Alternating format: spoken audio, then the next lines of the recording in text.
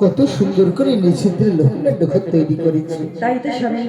কিন্তু পিতামাতা আদেশ করেছে আজকে রাত্রে আমাকে জেগে থাকতে হবে এই নিষিদ্ধের লোহনাণ্ড ঘরে। তাই স্বামী। তবে কেন জানো কি? কেন স্বামী? পিতার সঙ্গে আছে মনসার বা দেবী সম্মান। কেউ তো বলেছিল কি বিবাহ রাত্রে দংশন করবে মনে পদ্মার কাল্লা।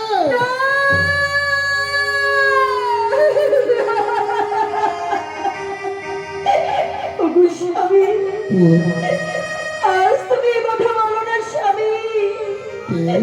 তুমি যদি মরে যাও আমি কাঁদবো দিবানিশি। আর এই জীবনে দেখতে পারবো না আমি কোনোদিন কারো মুখের হাসি। না, তুমি এভাবে বলো না স্বামী। তবে ভয় নেই কি? যার জন্য পিতা বাদিয়েছে নিষিদ্ধ লোহনাণ্ড ঘর, এই লোহনাণ্ড ঘরে যদি আমরা জেগে থাকতে পারি সরকার থাকবে না।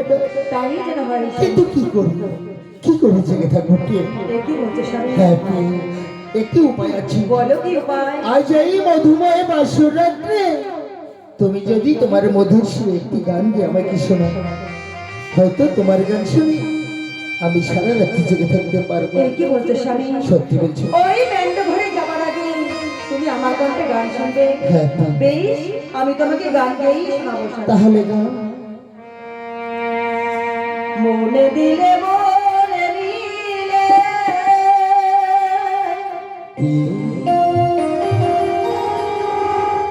এভাবে ভালোবাসা তাই নাকি? হয়। দিনে দিনে মনে চিনে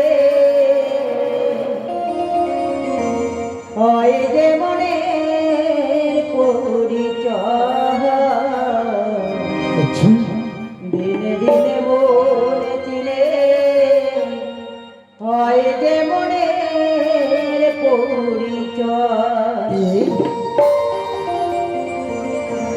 মনে দিলে মনে দিলে এভাবে ভালোবাসা হয়। দিনে দিনে মনে দিলে